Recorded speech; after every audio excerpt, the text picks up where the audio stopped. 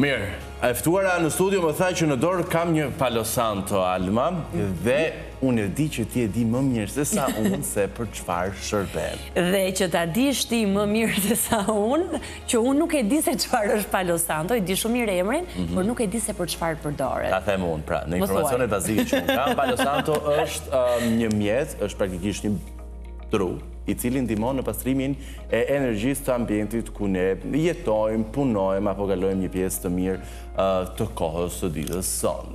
E rëndësishme është që studia sot të ketë një energji të rifreskuar. E kemi bërë, por duhet ta bëjmë her pas here, paktën këtë na kanë thënë të gjithë ata të cilët janë studiues të energjisë dhe spiritualitetit. Me ne në studio sot Reina Mulita, sipërmarrëse, e cila ka një profil shumë interesant, nga spiritualizmi te kriminalistika. Por do na flas vetë rrugës. Mirë se vjen dashur, shumë kënaqësi. Faleminderit për ftesën. Na dhe një detaj shumë interesant sapo hyre në studio. Si të duket energjia sot në studio? Që nga qëndrimi juaj, por edhe puna duket që ishit totalisht të fokusuar në punë. Dhe kjo është faqet e të energjia. Sigurisht ndihet që ka një ambient pune të dedikuar dhe të fokusuar. Mirë, do duhet që edhe ne të punojmë pak më shumë me energjinë tonë, besoj, me të drejtë ditët e punës kam bërë të vetën, por le të nisim nga profili Irenës, se besoj është më rëndësi të kuptojmë kapërcimin që ke bërë, nga ajo që ke zgjedhur në fillim të bësh, që është kriminalistika, për të kaluar tek spiritualizmi më pas edhe tek energjia. Studimet i kam mbaruar për të drejtë penale dhe kriminologji, kam mbaruar masterin. Ka qënë prej shumë kohësh pasioni im.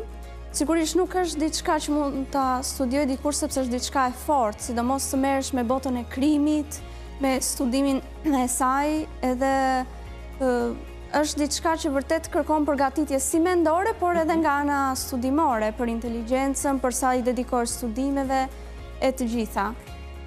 Kam pasur shumë qef, ndodhi që ndërkohë që unë po bëja dhe shkollën, u mora dhe me spiritualitetin si hobi, si një dëshire imja, se të gjithë për tej profesioni që zgjedhim, kemi dhe pasionet tona, një sport, ose një diçka kreative, ose diçka thjesht si informacion interesant për të marrë.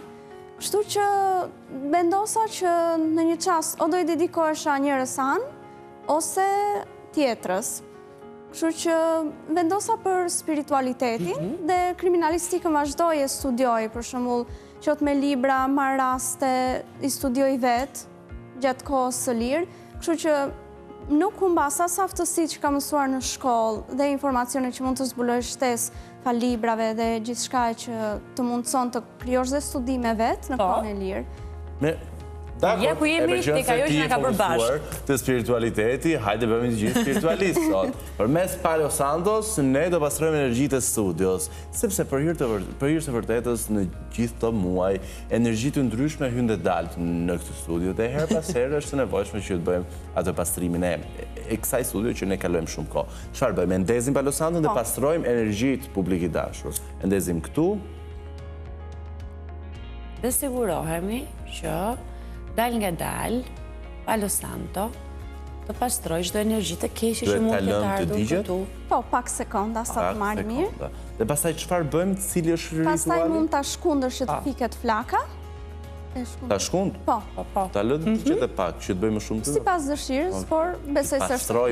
Lëre të digjet e pak, se kemi nevojë për shumë pastrim. Okej, tashmë është gati për përdorim. Qenë ka gati. Çfarë bëjmë? Këtë mund ta kalojmë rreth vetes, rreth sendeve, rrobave, objekteve tona, ambientit të shtëpisë ose dhe ambientit të punës. Mendimet, Alma. Ja, do ta bëj vetë, preferoj, po që të sigurojmë se kush e di se çfarë kam bërritur këtu. Mirë që ja dhash Palo Santo, me Palo Santo se vetë dhash. Po pse mos do rri. Mbaj mua se pastroj vetën, pastaj ju të tjerë bëni ç'të donin. Tani që e kryem këtë proces, çfarë ndodhi me ne? Çfarë ndodh me ne? Së pari ka bërë efekt pjesa e aromaterapisë, por ndërkohë dhe energjisë. Ka një aromë shumë ndryshe, shumë... Do pjo pastrimin, kolegu. E meritojmë, apo jo? A meritojmë se cili për nesh të pastrojmë energjitë tona? Sa shpesh duhet ta bëjmë gjithë ritual, pastrimin? Mendoj çdo herë që personi e ndjen të nevojshme. Dhe është i ngarkuar emocionalisht. Po, mund ta përdori në një moment që nuk ndihet mirë, në një moment që do dhe një fillim të fresh, si ta themi, të ri, për shembull në fillim të javës. Dhe kështu, kaq, nuk Do të është... hënë bashkë me fasule. Mirë, dakor. Je më mirë tani? Qelibar jam unë. Okej. Tani që jemi të pastruar shpirtërisht, mbasi do ndryshojmë edhe pyetjet. E dashur, ne kemi folur shpeshherë për pastrimin e energjisë në shtëpi dhe është shumë e rëndësishme. Jemi në pranverë dhe ajo që bëjmë ne është një pastrim e themeli i shtëpisë. Besoj edhe kjo në vetvete ndihmon në energjinë e shtëpisë. Çfarë duhet të bëjmë që të pasurojmë shtëpinë me energji të mirë në këtë stinë? Me çfarë mund ta transformojmë energjinë aty? Së pari pastrimi që sapo tham, qoftë heqim rroba, sende, objekte që nuk i duam më, qoftë për të sjellë të reja, për të edhe për të sjellë. Pra hedhim rrobat e vjetra, mund ta bëjmë edhe këto? Po, patjetër. Hedhim enët, se kemi folur dhe për enët e ciflosura, enët gati të thyera. Po, nëse personi dëshiron, patjetër. Tjetër, me çfarë e bëjmë pastrimin? Duhet me Palo Santo apo mund të zgjedhim edhe diçka tjetër? Ka dhe metoda të tjera sipas besimit personal të personit. Çfarë për shembull? Ka persona që për shembull vënë ikona të Jezusit, nëse ndjekin besimin e Krishterë ose të Shënmërisë. Ajo patjetër e ndihmon personin dhe të lidhet me atë figurë, por edhe t'i bëj lutje që të ketë pastrim, të ketë mirësi dhe në shtëpi. Reina. Po. Po, mund ta Dikush tjetër që mund të ndjeki besimet më moderne ose më të lashta, New Age ose praktikat e lashta spirituale, mund të përdori Palo Santo, mund të përdori bimët e tjera që digjen për pastrim energjie, kristale, pra sido që ta ketë personi besimin. Qartë. Rrobat e përdorura apo të blera në një treg rrobash të përdorura. Pse nuk duhet t'i fusim në shtëpi? Sipas besimit të energjisë, thuhet që këto mbartin energjinë e personit.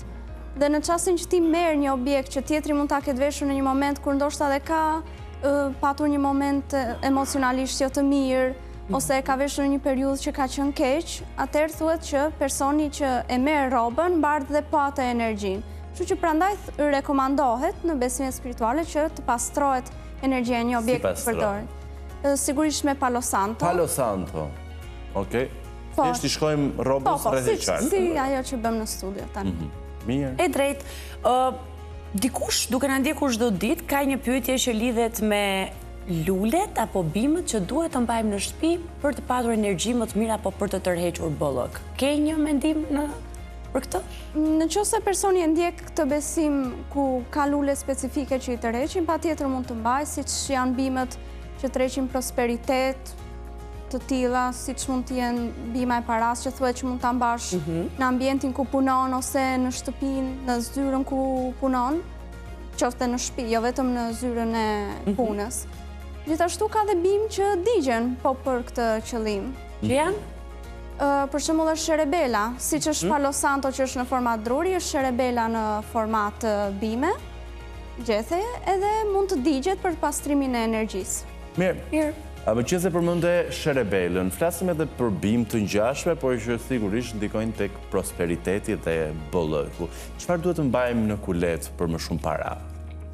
Në besimet spirituale thuhet për gjethen e dafines. Okej. Një gjethe dafine?